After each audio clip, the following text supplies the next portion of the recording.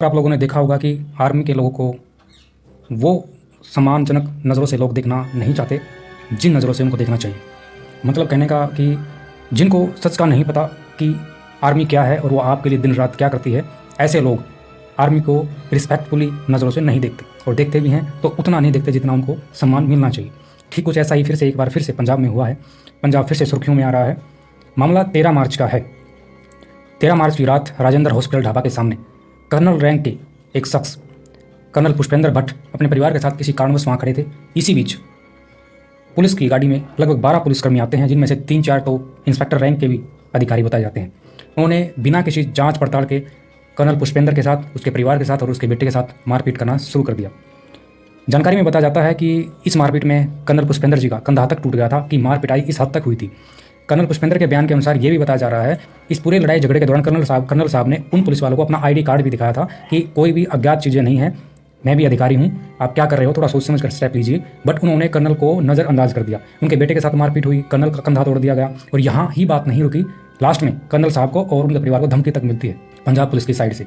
अब ये किसके इशारों पर हो रहा था, किसके इशारों पर नहीं हो रहा था, बात सिर्फ पंजाब की नहीं है, बात सिर्फ पंजाब की नहीं है, और बात सिर्फ कर्नल की नहीं है, बात है इंडियन आर्मी की। आप इंडियन आर्मी को क्या समझते हो? अरे वो इंडियन आर्मी है जिसकी बदौलत तुम सोते हो अपनी इच्छा से, तुम जागते हो अपनी इच्छा से, समझ रहे हो? अदरवाइज तुम्हारा वो हशर करे देश के दुश्मन कि तुम सोच भी नहीं सकते। उसी इंडियन आर्मी को तुम किन नज़रों से देखते हो भाई? अरे थोड़ा तो रिस्पेक्ट करना बनता है। आप किसके ऊपर हाथ उठा रहे हो? ये वही इंडियन आर्मी जो फ्रंट में आकर तुम्हें डिफेंस देती है, समझ रहे हो इस बात को? मैं तो कहता हूँ दोनों हाथों से सैल्यूट करना चाहिए इनको, जिनके बलिदान को इतने कम टेम्परेचर और इतने हाई टेम्परेचर में भी हमारे देश की आर्मी खड़ी रहती है, अड़ी रहती है, दुश्मनों को ठोकती है वहाँ जाकर जो हमारे देश में घुसते हैं। तुम जैसे लोगों को जो आर्मी का सम्मान नहीं करते, रिस्पेक्ट नहीं करते, तुम जैसे या हमारे देश के उन सभी निर्दोष लोगों को जब वो एक मिनटों के हिसाब से जब ठिकाने लगाते हैं, पता चलता है तब आर्मी का रोल क्या होता है। समझ रहे हो आप इस बात को? तुम्हें पता ही नहीं है कि आर्मी कर क्या रही है तुम्हारे लिए। आए दिन खबर आती है कि आर्मी मैन को ऐसे बोल दिया, आर्मी मैन के साथ, सोल्जर के साथ मार पिटाई कर दी। क्यों भाई? इतना सस्ता समझ रखा तुमने आर्मी को? अरे ये वही आर्मी है जो दिन रात देश की सेवा करती है। अब घर चलाने के लिए उनको सैलरी मिलती है तो इसमें कौन सी बुराई बात है? कोई बोले कि सैलरी के लिए खड़े हैं, घर तुम चला दोगे उनका? समझ रहे हो इस बात को? सरकार दे रही है, तुम नहीं दे रहे, सबसे बड़ी बात यह है। और अपने जीवन को चलाने के लिए गवर्नमेंट उनको सैलरी देती है, तो तुम्हारा कौन सा एहसान है इसके पीछे? उनका हक है। बात सिर्फ पैसे की नहीं है, बात सिर्फ सैलरी की नहीं है, बात है योगदान, बलिदान की।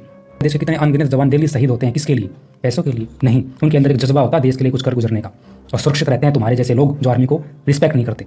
ऐसा ही कुछ पंजाब में हुआ है, कभी हरियाणा में हो जाता है, कभी किसी अदर स्टेट में हो जाता है। क्यों भाई? क्या दिक्कत है? मतलब कहने का मतलब ये है, कर्नल की पोस्ट में बंदा कार्यरत है, कर्नल की रैंक में सेवाएं देता है कोई, उसके साथ तुम मारपीट करते हो, साथ उसके परिवार को लपेटते हो, कंधे हाथ तक तुम तोड़ देते हो। क्या समझ रखा है भाई? जानकारी में ये भी सामने आ रहा है कि कर्नल साहब हमारी इंडियन आर्मी की आईटी सेल का हिस्सा थे, सोचो। और वो पुलिस वाले उनके कर्नल साहब के आईडी प्रूफ को और फ़ोन को भी साथ लेकर गए, उनसे छीन कर, ज़बरदस्ती, फोर्सफुली। समझ रहे हो बात को? सोचो देश के लिए कितना खतरा हो सकता है। उनके फ़ोन में हमारे देश को लेकर कितनी सीक्रेट चीज़ें हो सकती हैं जो कहीं पर भी आतंकवाद के साथ शेयर की जा सकती हैं। हम पंजाब पुलिस पर कोई एलिगेशन नहीं लगाते, लेकिन ये सच है। समझ रहे हो इस बात को? हमारे देश की सरकार को, स्टेट की सरकार को, पंजाब के उच्च अधिकारियों को इस चीज़ को सीरियसली लेना चाहिए। क्या कर रहे हैं तुम्हारे पुलिस डिपार्टमेंट के लोग? कहाँ सोए पड़े हो?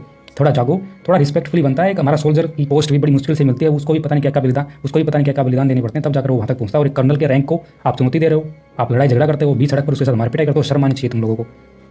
द रियल रिसर्च इस बात के बिल्कुल खिलाफ है, और मुझे लगता है कर्नल साहब को न्याय मिलना चाहिए। हालांकि पंजाब सरकार की तरफ से, पंजाब पुलिस डिपार्टमेंट की तरफ से ये खबर आ रही है कि हमने उन 12 के 12 पुलिसकर्मियों को सस्पेंड कर दिया है। अब ये सच है या झूठ है, कमेंट में जरूर बताने की कोशिश करना। किसी के पास कोई न्यूज़ हो, कोई अपडेट हो तो। हमारे देश के लिए बड़ी दुर्भाग्य की बात होती है कि देखो, सुरक्षा अधिकारी कोई भी हो, चाहे वो पुलिस डिपार्टमेंट में हो, हमारे अर्धसैनिक बल हो, हमारी आर्मी हो, सभी अपना अपना योगदान देते हैं हमारे देश के लिए। समझ रहे हो बात?